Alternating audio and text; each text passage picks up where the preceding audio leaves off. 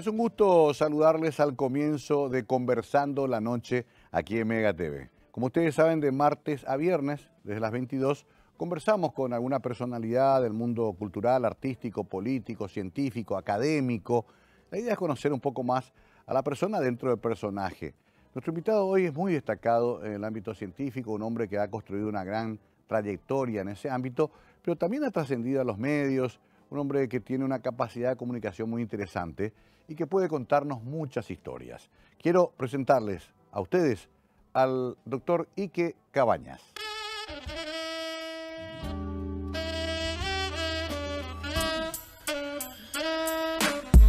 César Darío Cabañas Pratna, presidente de la Sociedad Paraguaya de Urología, nacido el 23 de febrero de 1957, más conocido como Ike, cursó sus estudios primarios en la Escuela República de Salvador y Colegio Salesianito, hasta el bachiller en 1973. Ingresó a la Facultad de Ciencias Médicas de la UNA en el año 1974, recibiendo el título de doctor en Medicina y Cirugía en el año 1979. Médico interno y residente de la Sala 10, Hospital de Clínicas, 1980-1982. Residente de Urología, Hospital Central del IPS, 1982-1984. Residente y especialista en Urología, Universidad de Natal Durban, Sudáfrica, 1984 a 1990. Médico de planta, jefe de servicio de Urología, Hospital Central IPS, gerente de salud del IPS, actualmente jubilado. Ex profesor titular de la Cátedra de Urología, Universidad del Pacífico, ex instructor de la Cátedra de Urología del Hospital de Clínicas UNA, fue presidente de la Caja Médica y de Profesionales Universitarios 2003 al 2005. En su juventud fue futbolista del Club Tembetaré, jugador de básquetbol de los clubes Ciudad Nueva, Nacional, Cerro Porteño, River, Deportivo Medicina, Selección de Medicina, campeón nacional de básquet con la selección de Coronel Oviedo 1977. Casado con Celia León, 3 hijos y 2 nietos. El doctor César Darío Cabañas. Cuesta llamarle con ese nombre completo porque todos lo conocemos como Ike. Urólogo, como especialista en esa rama de la medicina, pero además un hombre múltiple. Que mucho deporte hiciste, doctor. ¿Cómo estás? Buenas noches. Muy buenas noches, Mario. Un placer de estar contigo y muchísimas gracias por la invitación. Y bueno, sí, realmente en aquella época pues el deporte era no sé, lo único que teníamos a lo mejor para hacer, ¿verdad? Claro, no había internet. No había internet, no había nada, ¿verdad? Sí. Entonces, sí, me gustaba mucho el fútbol. Jugué el fútbol en el Club Tembetaré. Lastimosamente, bueno, o para bien, ingresé a la Facultad de Medicina muy joven y entonces ya me impedía practicar, ¿verdad? Y como tampoco podía jugar nomás por ser amigo del técnico, del presidente, entonces, claro. Que hubo un compañero nuestro, el capitán de esa época, y me decía, ya doctor, yo estaba en primer curso de medicina, me decía, doctor, este no es para vos, dejanos a nosotros, vamos a jugar, me decía. Claro. ¿Y sabes quién fue ese? Sí. Fue Juan Anastasio Caballero. Ah, gran jugador. Llegó a jugar en la primera Olimpia después, sí, realmente. Sí, lo recuerdo, gran jugador, y tuvo un hijo también, jugador, tiene sí. hijo. Y después, bueno, como a la noche se podía practicar y estudiar durante la mañana, entonces me dediqué al básquet, que claro, fue mi deporte finalmente. El más importante, ¿no? Es increíble porque, como bien decías, era otra época. Te formaste muy joven en la Facultad de Medicina de la Universidad Nacional Asunción. Asunción, sí. ¿Época todavía en el viejo Hospital de Clínicas? En el viejo Hospital de Clínicas, sí. Tuve la suerte de ingresar en la primera vez que probé, cuando el examen era, bueno, siempre fue difícil, sí, pocas plazas. Ingresamos 69, creo que eran las plazas, sí, de aquella época.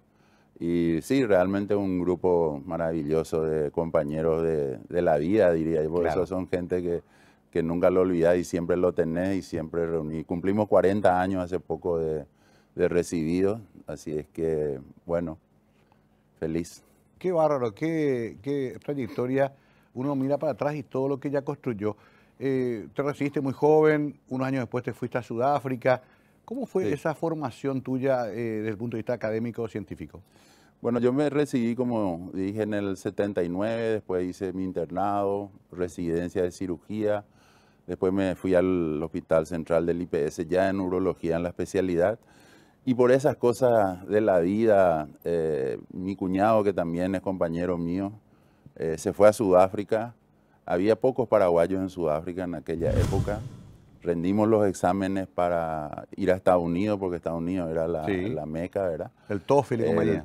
El TOEFL, después el ECFNG se llamaba en aquella época, que era para médicos. Salvamos, pero donde estaba el problema de Estados Unidos era que había que ir a hacer entrevistas en aquella época y costaba también mucho dinero, ¿verdad? O sea, claro. Ir, qué sé yo, conseguía entrevistas a lo mejor en Boston, después tenía que ir a San Francisco. Todavía no estabas admitido. No, todavía tenía que comenzar, ¿verdad? Y en ese proceso mi cuñado también hizo lo mismo, se fue a Sudáfrica y allá estaba también el doctor Amadeo Zanotti. Y ahí en la universidad, hablando, dijo, bueno, tengo un amigo, alguien, un paraguayo, y así fue que llegué a Sudáfrica. ¿Te toca Sudáfrica con apartheid todavía o ya estaba terminando? No, me toca en la época más dura del apartheid. Era el año 84, donde realmente pasamos, uno no dimensionaba realmente lo que era, porque acá no conocimos, ¿verdad? Pero había playas para gente de color, solamente o solamente para blancos. Los hospitales que nosotros cubríamos eran 3 hospitales, uno para blancos, el otro que era para la gente de color y otro hospital que era para los hindúes, ¿verdad? Porque la raza... Sudáfrica es todo separado. Sudáfrica era muy, muy racial. ¿Mandela estaba preso todavía? Mandela estaba preso. Qué increíble, qué experiencia interesante, ¿no? Mandela estaba preso y tal, así que increíble, porque en el edificio en que nosotros vivíamos, ¿verdad?, era exclusivamente para blancos. Y yo, o sea, haciéndonos amigos ahí con compañeros de trabajo que eran de color o eran hindúes, le digo yo, pues vengan a casa, vamos a ver fútbol americano que se veía en esa época allá, ¿verdad? O rugby también, ¿no? Y rugby sobre todo, ¿verdad? Y me decían, no, pero no podemos entrar, me decía, bueno, ¿por qué vamos a ir a otro edificio? Y le dije, yo, ¿qué problema hay? Vengan, yo también no soy tan blanco, le decía, ¿verdad?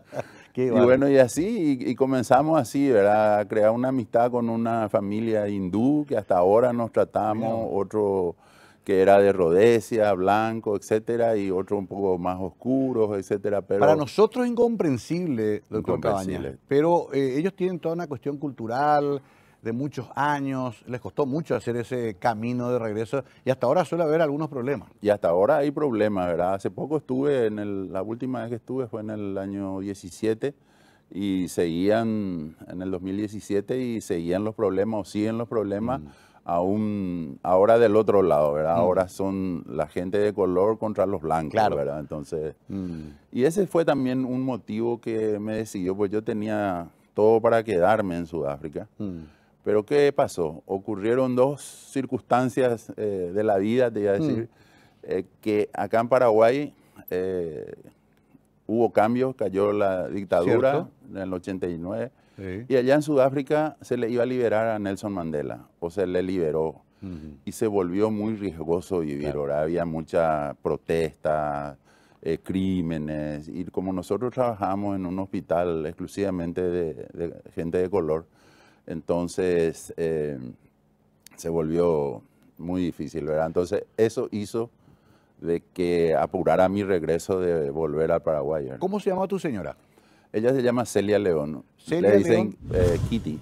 ¿Kitty ya existía cuando eso o no todavía? Sí, claro, ¿ya? Yo me fui ya con ella y con mi hija, con mi nenita de 2 años, nos fuimos a Sudáfrica. O sea, ¿te casaste tipo yo la primera vuelta también? Sí, jovencito, me casé muy joven, sí, 24. 24 años. Qué extraordinario cómo uno va construyendo. Quiero un poco, antes de la primera pausa, llegar a por qué te especializás en urología. Nunca entendí bien cómo hacen los médicos. Estudian en general, después eligen.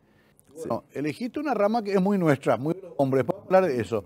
Y que es muy particular también, porque culturalmente nos cuesta mirar hacia nuestra intimidad a los paraguayos. ¿Cómo te fuiste metiendo en la urología? Y resulta ser que en esa época, hablando de los años 80, La urología era una especialidad que muy poca gente hacía o no quería hacer. Tal es así que la cátedra de urología del hospital de clínica, del antiguo hospital de clínica, estaba medio en un sótano, ¿verdad? Y había un puente. Ajá. Y los muchachos decían el puente de la apnea. Apnea es atajar la respiración, ¿verdad? ¿Por qué? Porque se olía a olor a orín, ¿verdad? O sea, era una cosa así. Claro. Y comenzaron a venir grandes especialistas que se formaron en los Estados Unidos, el doctor Miguel Ángel Cardoso, el doctor Grau, el doctor Alcides Oviedo, etcétera, y trajeron nuevas técnicas, sobre todo de cómo operar la próstata, ¿verdad? En esa época, Sí. que sigue siendo la operación más común, ¿verdad? Claro. Entonces ahí con otro colega dijimos, ¿por qué no hacemos esto si acá está el futuro? Vamos a formarnos y vamos a traer y vamos a venir y vamos a hacer, ¿verdad? Ajá. Y así fue un poco porque me decidí a hacer urología, ¿verdad? Qué interesante, porque además es una necesidad, obviamente, solo que siempre hay algunos prejuicios. Alguna vez te pregunté ya al aire, ¿hay urólogas? Sí hay urólogas. Sí, ahora hubo 2 en mi época y ahora hay 3 especialistas, mujeres que están muy bien formadas y son muy buenas, sí. No digo porque siempre vimos doctores, varones, era un poco una especie de predio exclusivo de ustedes. Sí. Y me parece genial que se vaya abriendo.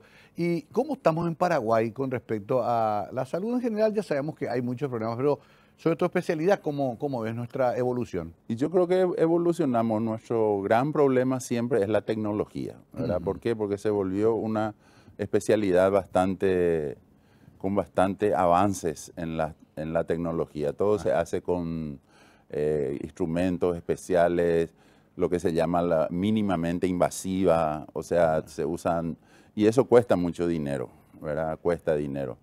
Y la formación hoy en día se opera por robot, se opera por vía laparoscópica, y entonces eso hace de que urología siempre está, vamos a decir, un poco más que las otras especialidades, sobre todo la cirugía general, etcétera, en el sentido así de instrumentos muy finitos, ¿verdad? Que hacen un poco difícil estar al día en tener todo, ¿verdad? Claro. Pero hemos evolucionado. Hemos evolucionado categóricamente. Voy a después preguntarle al doctor, vamos a hacer la pausa, pero siempre hay 2 prejuicios con los urólogos. Por un lado, es la famosa la prueba de la próstata. Ese es un tema que el paraguayo hasta ahora pregunta si va a perder o no el invicto por culpa del urólogo. Y el segundo es cómo queda uno después de una operación de próstata, porque los muchachos no quieren perder su potencia viril masculina. Pero vamos a hablar a la vuelta y aclaremos esos famosos malos entendidos de la medicina, pero que son buenos hablarlos porque quizás nos ayude también a que nos hagamos nuestra primera inspección y que tomemos el camino de cuidarnos. Ya volvemos con el doctor Ike Cabañas, conversando la noche.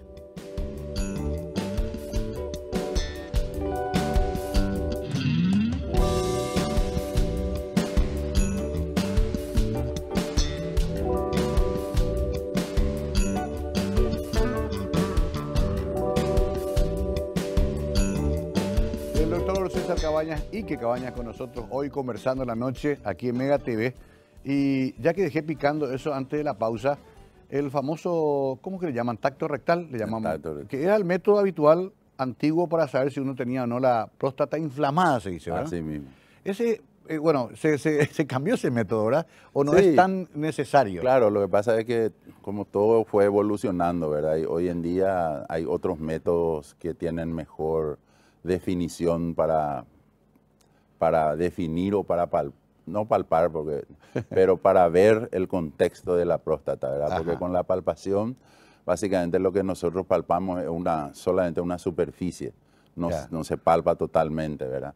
Claro. Y hoy en día hay otros métodos como la ecografía, la resonancia magnética, etcétera, que te hacen un dibujo, por poco no te especifican todo, o sea, increíble, es ¿no? Realmente increíble lo que... Tridimensional, en colores, todo lo que, tiempo real.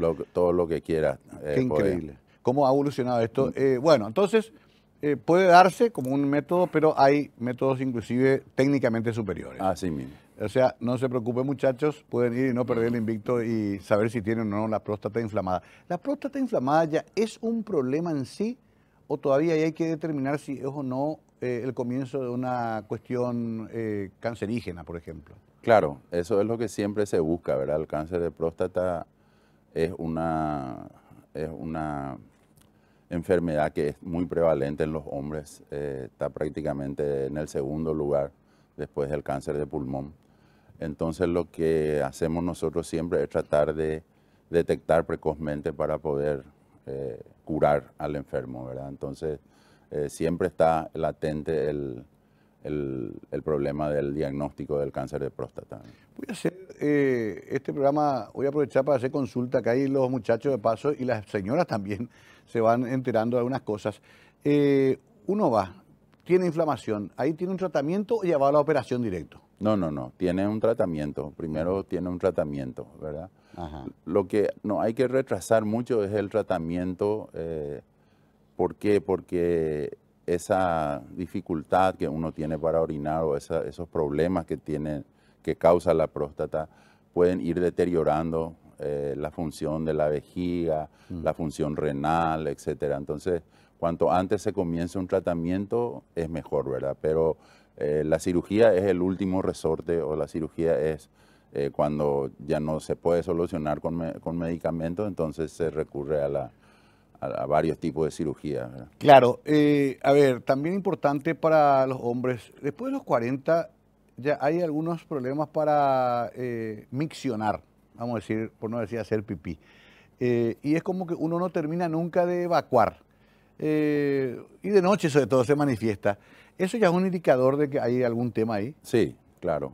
La sensación de no vaciar todo, la sensación de tener un esfuerzo para miccionar, la sensación de orinar a cada rato y orinar poca cantidad, son síntomas que van realmente induciendo a pensar de que la próstata es lo que está obstruyendo o está causando esos síntomas. Ahí entramos con un problema grande nuestro, que es, le dicen, no, metele uña de gato, un poquito de isopomil hombre y después de mañana ponerte de cabeza. Los muchachos, ¿viste? Vos te sabrás mejor que nadie. En realidad hay mucha farmacopea ya desarrollada para, digamos, paliar eso, para mitigar. Sí, categóricamente. Tenemos todos los medicamentos acá que se usan en el mundo y de punta existen en Paraguay. Aparte de los tradicionales o lo que le llamamos nosotros fitoterápicos, ¿verdad? Fito es planta y bueno, claro, ahí tenés todo también un arsenal de cosas que nunca está de más. Claro. Tomar y la gente quiere tomar y bueno, no. Pero hay que acompañarle con un... Claro, hay que acompañarle con drogas específicas que tienen un efecto más, vamos a decir, más seguro y que actúa directamente sobre la próstata tratando de aliviar los síntomas obstructivos. Bueno, hicimos todo el tratamiento, doctor Cabañas, pero igual hay que operar. Y ahí dice el muchacho, no, pero después no me va a funcionar más. ¿Es tan así el tema? No, lo que sí en la cirugía de próstata lo que más se ve afectada es la eyaculación, ¿verdad? Claro. El trastorno en la eyaculación es lo que ocurre con la mayoría de la cirugía de próstata. Hoy día hay métodos nuevos en los cuales se pueden hacer la cirugía o se pueden hacer desinflamar la próstata, por llamarlo así, y se preserva la eyaculación. O sea que hay, claro, sobre todo en pacientes jóvenes, ¿verdad? Que, claro, eso te iba a decir. Como lo que ya pasamos los 60 ya está bien, ya no tanto también disparar tanta pólvora, ¿no? Ya cumplimos con la vida en todo caso. Y en el caso de que se produzca alguna disfunción eréctil, ¿tiene que ver con alguna mala praxis o en realidad es un componente que puede aparecer? No. Generalmente la disfunción que ocurre después de una cirugía benigna de la próstata es porque el paciente ya lo venía arrastrando, ¿verdad? No tiene nada que ver con... Por eso digo que la principal complicación o la principal consecuencia de la cirugía de próstata es la eyaculación, no la erección. Yo sé que salimos un poco de tu especialidad, pero ¿qué opinas de la aparición del sildenafil, todas estas drogas que han ayudado a recuperar justamente la erección? ¿Son métodos válidos? ¿Están aprobados científicamente? ¿Se recorrió un largo camino? ¿Sirven a los efectos médicos también? Sí, totalmente. Eso cambió prácticamente el paradigma de la disfunción eréctil, cambia en el año 96 con la aparición del sildenafil. Claro. Con la aparición del que Viagra, conocimos como Viagra. Claro.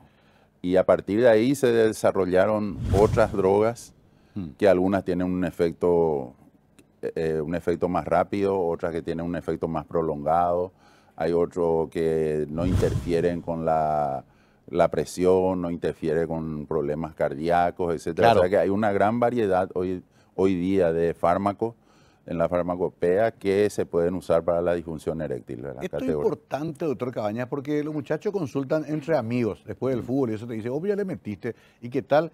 Y hay gente que se ha muerto por problemas cardíacos sobre todo, porque al principio no se entendía bien cómo usar. Hay que consultar en todo caso siempre. Lo ideal sería consultar. Y siempre es mejor consultar porque, como te digo, hoy día tenemos una gran variedad de medicamentos que tiene que ser dirigidos exclusivamente uno especial, porque lo que es para Mario Ferrero no es para Juancito, ¿verdad? O sea, vos me decís, bueno, yo tengo este problema y te voy a decir yo, bueno, ¿sabes qué? Mejor toma que tiene estos efectos, ¿verdad? Y Juancito a lo mejor tiene otra actividad sexual, otra vida diferente y bueno, a él se le medica con otra medicación y otra posología, ¿verdad? Se probó también para las mujeres, sin embargo no tuvo tanto éxito como estos estimulantes para hombres. No tuvo realmente el impacto que tuvo en los varones, ¿verdad? ¿Por qué? Porque fundamentalmente en las mujeres se conoce hoy en día como el deseo sexual hipoactivo, se le llama, ¿verdad? En las mujeres, ¿verdad? Y se trata más bien de un trastorno general hormonal que puede ir acompañado de premenopausia o posmenopausia, etcétera. Es totalmente diferente y el mecanismo de acción también es totalmente diferente para los varones. No quiero robarle su espacio al doctor Alberto Benítez, así que enseguida vamos a volver a las anécdotas de la vida, a los casos y cosas, pero para cerrar un poco esto, en más de una entrevista radial te referiste que hay también una prevalencia de cáncer de pene en el Paraguay. Sí. ¿Por qué esto, doctor? ¿Cómo se da el cáncer de pene? Y el cáncer de pene se da principalmente por falta de higiene. Como diría el recordado Víctor Benítez, siempre él recomendaba decalotar, decía, decalotar. Decalotar, Pello Heigenau, decía esas cosas. Y sí, sigue siendo Paraguay, Brasil, el norte de Argentina, sigue siendo una entidad muy, muy prevalente el cáncer de pene. Vinculado con la higiene, con la falta de higiene. Vinculado principalmente con la falta de higiene, con la fimosis, o sea, el hecho de no poder decalotar, no poder pelar, y sobre todo es un poco más cultural, ¿verdad? O sea, se ve muy poco en personas de un estrato social superior, pero se ve mucho en un estrato inferior por la educación, la limpieza y todo. Pero básicamente es limpieza. ¿Qué pensar la circuncisión? ¿Debería hacerse, doctor? Y sí, debería hacerse cuando está indicado, debería hacerse. Hay personas que a veces no quieren contar o no quieren mostrar o no quieren acudir al médico y ahí comienza el cáncer de pene, cuando ya ellos no pueden pelar, no pueden higienizarse y siguen así, ¿verdad? Y ahí comienzan realmente los problemas del cáncer de pene, ¿verdad?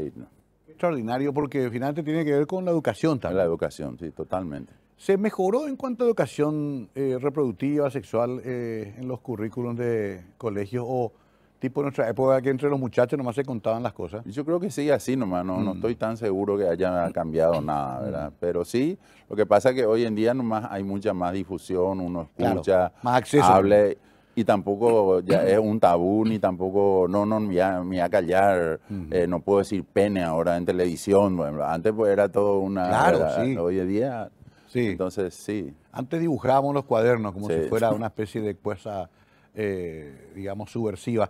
En ese sentido también tenemos un problema en Paraguay, doctor, de embarazos muy prematuros de las nenas. Paraguay es uno de los países que más tiene ese tema. ¿Nos estamos enseñando bien la educación sexual?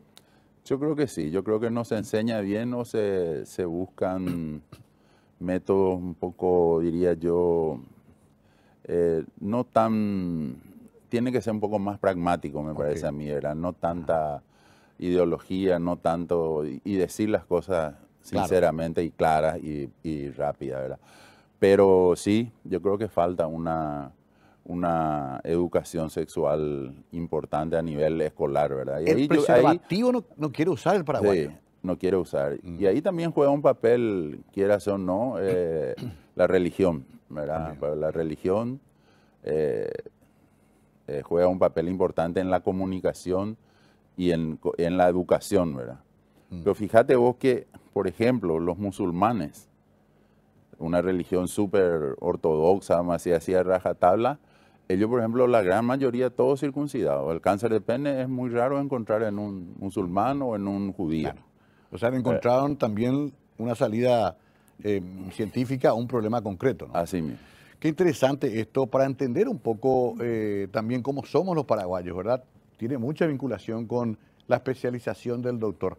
Enseguida volvemos con el doctor Cabañas. Vamos a dejar un poquito la consulta médica gratuita que hice ahora y vamos a entrar en algunas anécdotas de vida también, en su visión también de lo que es el Paraguay de hoy y lo que él sueña para sus hijos y nietos. Enseguida volvemos con esta interesante charla con el doctor César Darío Ique Cabañas.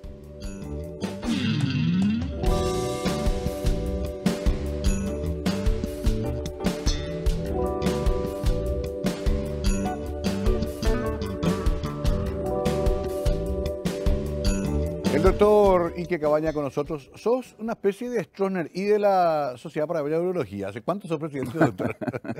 Te perpetuaste en el poder, me parece. Me perpetué en el poder. Ahora me ayudó la pandemia, entonces no había no forma hubo elecciones. Sí, realmente este es mi tercer periodo. Ya comencé en el año 90, después en el 2000 un tiempo, y ahora volví otra vez el tercer periodo, vamos así de 4 años que soy presidente de la... Pero es un servicio más que nada, ¿no? Sí, y aparte de eso es que los jóvenes hoy en día también no se quieren involucrar mucho, ¿verdad? No. Entonces están esperando todo que uno haga. Claro. Entonces medio que al final, por un lado te sentís importante en el sentido de decir, bueno, me necesitan, y otro, bueno, tenés contactos, qué sé yo, muchos amigos en el exterior, entonces... Salí un poco a difundir lo que es la urología paraguaya, que es lo que hacemos nosotros acá, etcétera. Entonces, es un poco ese nivel de, como hablábamos al comienzo, de comunicación y de tratar de formarle a la gente, ¿verdad? Te tiene que gustar también el servicio y la comunicación. Ahora, también estuviste al frente de la Caja Médica, conozco la trayectoria de la Caja. ¿Ese fue un proyecto de médicos? ¿Cuál fue el sentido de esa caja al principio? Y la Caja Médica realmente nació con la idea de que el médico no tenía jubilación. Claro.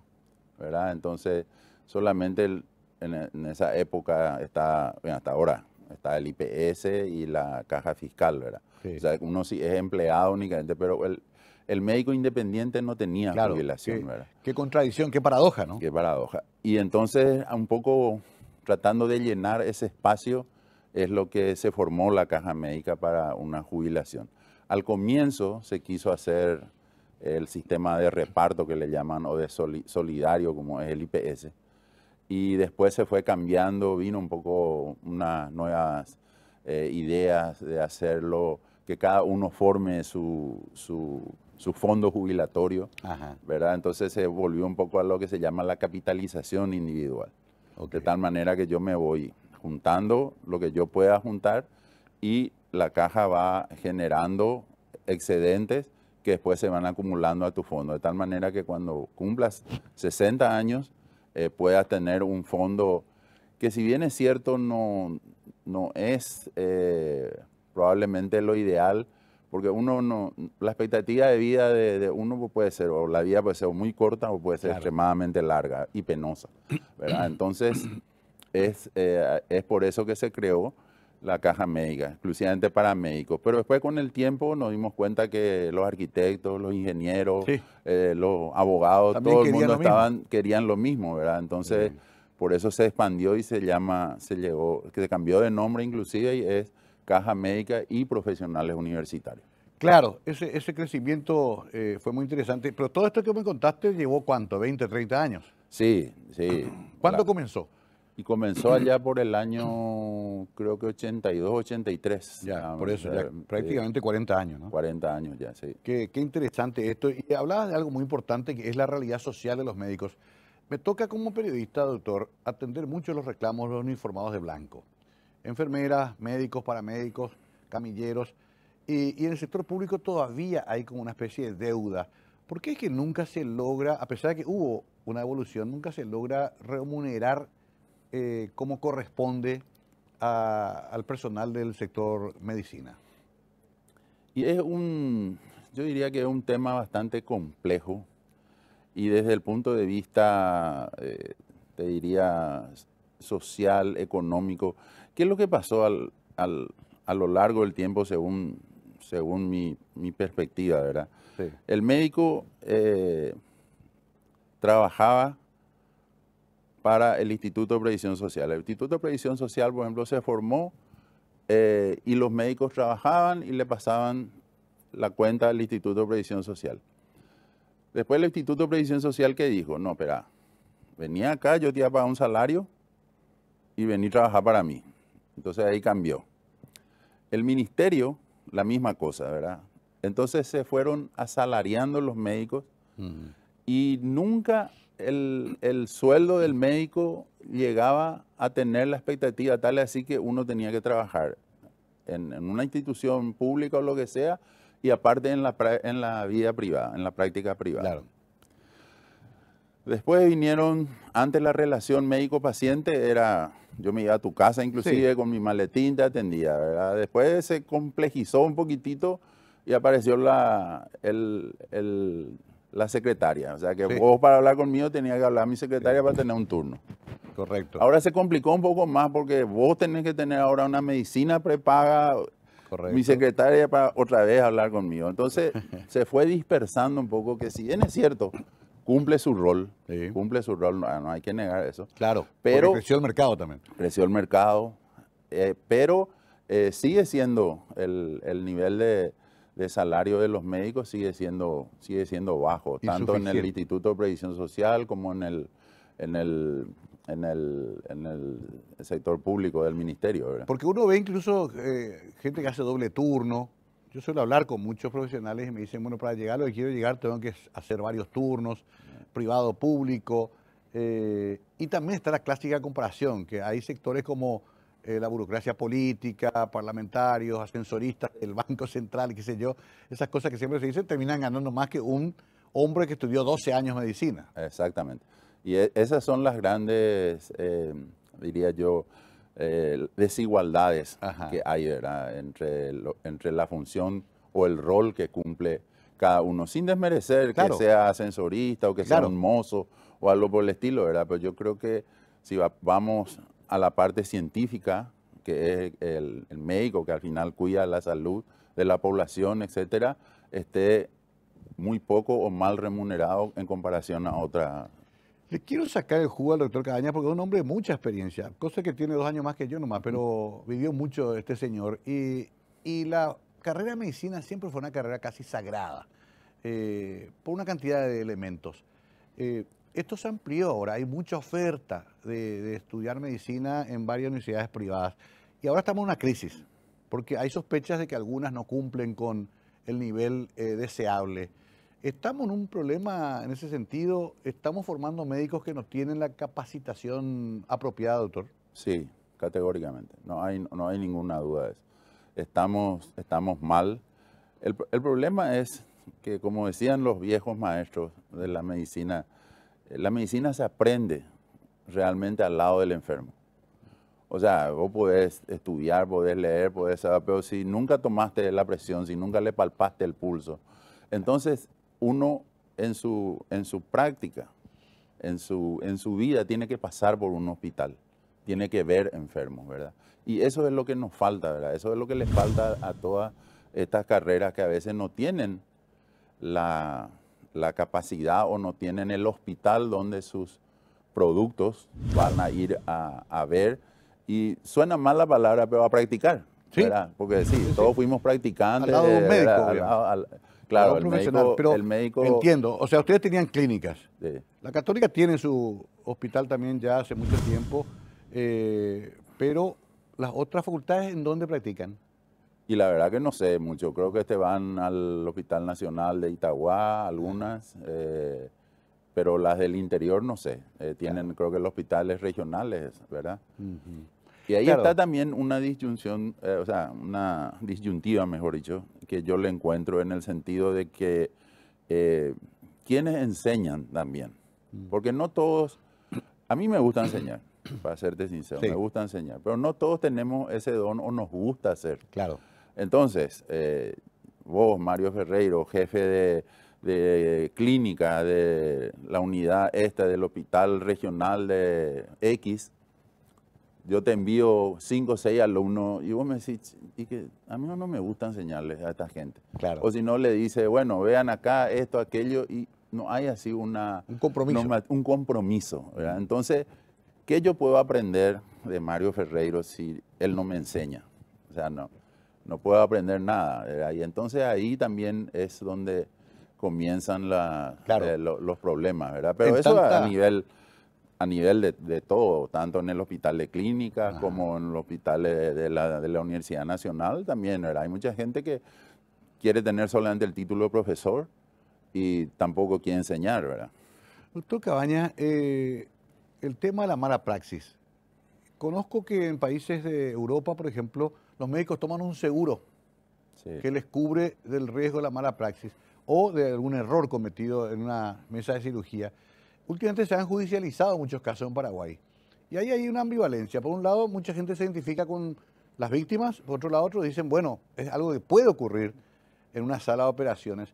En realidad, ¿cómo o de qué forma debería juzgarse el trabajo profesional de un médico? Y si ocurriera un error, ¿cómo tendría que enmendarse ese error? Y lo que pasa es que la gente confunde también mala praxis con complicaciones, ¿verdad? Ese es el primer error. O sea, qué sé yo, le opero a alguien y se le infectó la herida o una cosa así. Es una complicación. Es una complicación, ¿verdad? No es una mala praxis. No, bueno, ¿por qué se infectó? Y hay miles de motivos por qué se puede haber infectado, pero no necesariamente una mala praxis. Y ahí está otra vez la calificación de impericia, de desconocimiento. O sea, yo hago una técnica que no estoy preparado y nunca hice, ¿verdad? O hice... casualmente causé un daño y reparé y se solucionó el problema, pero igual me acusan de que pasó más tiempo en el hospital, etcétera, ¿verdad? Por eso es que se judicializan muchos casos, ¿verdad? Pero obviamente que primero nosotros, los médicos, nunca vamos a querer hacer el mal, ¿verdad? Claro. O sea, nunca le vamos a querer, un médico que quiera nunca le va a querer dañar a un paciente, ¿verdad? Hay excepciones y claro, hay casos emblemáticos que sabemos, ¿verdad?, que ocurrieron y la gente, los médicos muchas veces, sobre todo jóvenes, a veces no toman todas las precauciones y todos los estudios o todos los cuidados que deberían de tener. Porque uno cuando es joven pues dice, no, vamos a operar, vamos, cirugía.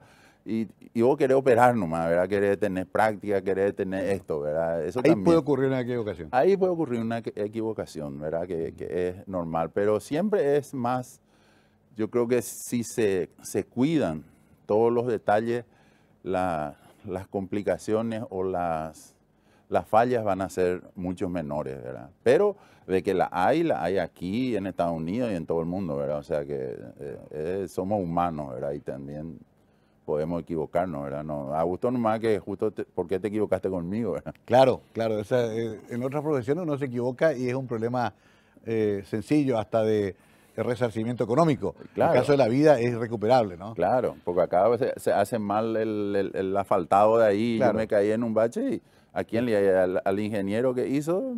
No, ya no está. Ahí estuviste imprudente porque me hiciste acordar de mi antiguo cargo.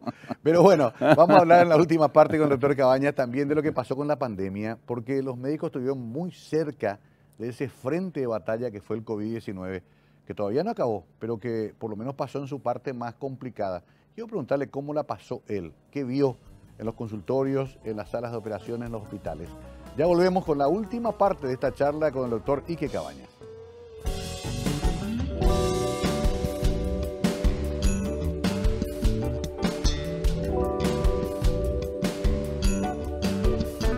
Alguna vez aquí en la media cadena, en la 780, le llamaron Iker Cabañas, como si fuera el arquero del Real Madrid. Pero bueno, confunde porque además Ike no tiene nada que ver con César ni Darío. No tiene. ¿De dónde salió Ike?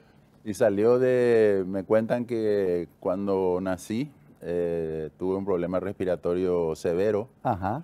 Y qué sé yo, creo que ya vino al país para darme la extrema unción y todas esas cosas. Y salió un tío y dijo, no, este va a sobrevivir, va a ser como Ike Eisenhower.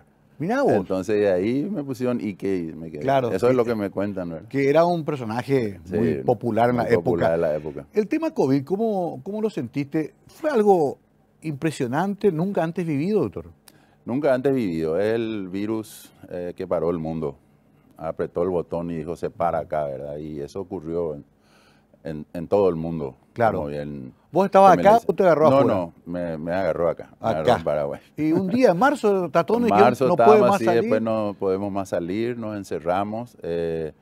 Los médicos sufrimos mucho, no solo por la pérdida de la clientela, claro, o la pérdida del costo, pero también se sufrió desde el punto de vista que no todo era COVID, o sea que el resto de las enfermedades seguían. Claro. ¿Verdad? Entonces se retrasaron tratamientos, se retrasaron cirugía, gente que tenía que vivir murió sin qué ni para qué, ¿verdad? Sí. A otros les hizo bien porque a lo mejor llevaban ya una vida miserable, lo que sea, y bueno, por decir, ¿verdad? Murieron en paz, pero sí, realmente afectó mucho, no podíamos operar. Hay muchos contagios se dieron en consultorios.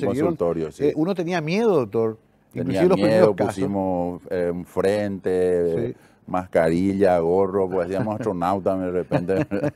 Claro. Guantes, alcohol por todos lados. ¿no? Y muchos colegas también se fueron, doctor. Y muchos colegas fallecieron, sí. El primero fue el doctor Yespere, ¿verdad? Claro, muy conocido. Y sí, lastimosamente este virus realmente, pero nos hizo reflexionar sobre muchas cosas, ¿verdad? Y el valor de tomar conciencia del valor de la vida, de cuidarse. El aire se volvió un poco más limpio de repente. Claro, me acuerdo esos meses. Ahora ya estamos otra vez liquidando todo, pero incluso entendimos que las enfermedades de base habían sido peligrosas. Sí, totalmente. Eran peligrosas la diabetes, la hipertensión, el sedentarismo, la obesidad, ¿no? La obesidad. Todo esto también hizo de que mucha gente se quedaba en la casa y bueno, comenzaba a subir y bajar escaleras, caminar un poco ahí adentro, cosa que antes no hacía, hablaba con sus hijos, volvía a hablar con su señora después de mucho tiempo. Eso también se hacía hasta chistes, ¿no? Sí. Que uno se reencontró después de mucho tiempo con su familia. Sí. ¿Te vacunaste, doctor? Yo me vacuné, sí. Sí. ¿Por qué te parece que surgió esta corriente antivacunas tan fuerte? Y no sabría decirte por qué surgió, pero como en todas las cosas, ¿verdad? Siempre hay unas corrientes que hacen y lo que pasa es que también hubo mucha mala información, ¿verdad? Entonces, no que esto es un chip, no que esto es un ARN te va a afectar al cerebro, tus hijos van a nacer defectuosos. ¿Hasta colegas tuyos, doctor? Sí, no, sobre todo los colegas míos, ¿verdad? Muchos colegas míos acérrimos defensores de la no vacunación. Claro, ¿verdad? Qué curioso, ¿no? Claro que nunca antes también se hizo una vacuna tan rápido. Exactamente. Y eso también a lo mejor... Pero eso también hay que destacar la gran capacidad científica que tiene el hombre, ¿verdad? Para desarrollar una vacuna en corto tiempo y que sea efectiva, ¿verdad? Porque realmente se comprobó que es efectiva. Eso doctor, sin ninguna duda. Sos aparte de la medicina, que es tu gran ocupación, sos de abrazar muchas cosas. ¿Te gusta la música? ¿Tu papá era músico? Mi papá era músico. Mi papá él tocaba el trombón, era músico de Casablanca Jazz, Los Dados Blancos. ¿Cómo se llamaba? Él se llamaba Papi Cabañas. Esteban Cabañas se le decía Papi y su nombre artístico era Jimmy. Jimmy Cabañas. Claro, porque eran todos nombres en inglés. Sí, en inglés. Qué fabulosa época de las primeras orquestas. Y vos detrás, él andaba un poquito también. Andaba un poquitito, sí. Andaba cuando tocaban en Radio Comunero, en Radio Ñandutí. Y bueno, siempre anduve así detrás de ellos. ¿Y en tu juventud te fuiste un poco de fiesta? ¿Le viste a los hobbies, a los jokers? Sí, claro, todos ellos amigos. ¿No se te dio por cantar? Sí, me gusta cantar. Pero hasta ahí no. Pero como cantante sos un buen urólogo. Pero no, porque te gusta mucho la música. Y yo sé que a los que nos gusta la música, de repente queremos agarrar el micrófono o algún instrumento, pero no lo tomaste como algo. Ahora, sí viviste toda esa época. Sí, toda esa época linda de las fiestas, de lo que era en la juventud, ¿verdad? Piratear cumpleaños. Encima éramos piratas chuchis, ¿verdad? Porque Claro. todo vestido de traje. Sí, No, hasta bailábamos con la de 15. Con la de 15. Más de una quinceañera. ¿De quién diablo es este? Pero estábamos ahí. Esa época estaba la dictadura, nosotros éramos muy ingenuos y a lo mejor no entendíamos, pero después todos nos dimos cuenta que era muy bravo el tema. ¿Te tocó también esa época de medicina, sobre todo en que uno ve la realidad social? Sí, totalmente. En medicina, ahí realmente se ve lo que es La pobreza, la ¿no? miseria, la pobreza de la gente, ¿verdad? Sobre todo en el hospital de clínicas, ¿verdad? Y después muchos colegas fueron reprimidos, fueron hechos presos, ¿verdad? Mengo te habrá contado. Sí, más me de contó cuando vino. ¿Verdad? O sea que... ¿Vos qué eras? ¿Era algún partido político, alguna ideología o...? No, yo realmente no militaste. no milité mucho en la política. Siempre mi papá era del Partido Febrerista, siempre me gustó la ideología del Partido Febrerista. Mirá vos. Y me iba a los bailes del Club Guaraní el 17 de febrero. 17 de febrero, ¿verdad? Sí. Claro. Y después, por una rara casualidad, me afilié al Partido Colorado, pero nunca milité ni nada por el estilo. ¿No tuviste una lista alguna vez? No, nunca. Ya. Nunca quise. No, interesante conocer. Y en cuanto a tus creencias, ¿crees en Dios? Porque el médico es un caso raro, tiene que intervenir para salvar vidas, pero también a veces tiene que rezar. ¿Sos de rezar? ¿Sos de creer en Dios? Sí, yo como me formé en el Salesianito, soy muy devoto de María Auxiliadora y creo en la religión. No soy de misa diaria ni misa dominical, pero sí tengo mi encuentro conmigo mismo espiritualmente, mis rezos y mis... por contarte, de que antes de cada cirugía, claro, una cosa así, una siempre oración, una oración. Algo. Sí. Qué interesante eso, porque uno creería que el médico es autosuficiente y ven tanto drama también ustedes, ven tanto sin sentido a veces, gente que voy a decir, un niño, por ejemplo, ¿por qué tiene que poner un niño en una enfermedad oncológica, por ejemplo? Sí. Te debe mover. Yo soy muy sensible, ¿verdad? Y esa era una de las cosas por la cual jamás dije iba a hacer pediatría. Claro. Porque me dolía mucho verle a un niño enfermo. Claro, exactamente. Doctor, ¿y te consideras satisfecho con tu vida? Digamos, uno hace un balance ya a esta altura, uno va mirando. Un amigo mío muy cruel dice, estamos ya en el domingo de tarde de nuestra vida. Y otro dice, no, ya estamos en la madrugada del lunes. Bueno, estamos ahí ya grande. ¿Cómo hacer el balance de tu vida? No, y como, o sea, otra frase también era que hablábamos con Marquito de Brie, era que decíamos, ya comenzamos a tener más ayeres que mañana, era cuando a partir de los 50 años, ¿verdad? No, yo estoy muy feliz con mi vida, me jubilé del Instituto de Previsión Social, mi señora también, disfrutamos mucho. Yo creo que, como siempre decimos, en familia hicimos los deberes bien, 3 hijos formados, prácticamente hechos ya para la vida, ¿verdad? 2 nietitos que nos llenan de cariño. Y en la vida profesional creo que llegué hasta donde hoy día o ayer la tecnología permitía, ¿verdad? Probablemente si ahora recién me iniciaba, bueno, iba a ser otro nuevo mundo, porque la medicina pues es una carrera de resistencia, no es una carrera de velocidad. O sea, uno tiene que prepararse y siempre va a ser médico toda su vida, ¿verdad? Aunque vos dejes de trabajar o dejes de estar así públicamente, siempre tenés esa alma o ese... De hecho, vos seguís ejerciendo. Yo sigo ejerciendo en la ¿Todos los días de tu vida? Todos los días de mi vida. Entonces, sigo operando en la parte privada.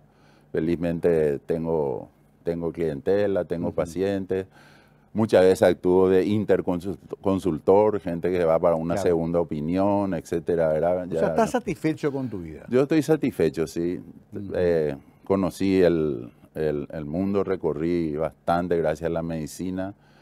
Participé en congresos.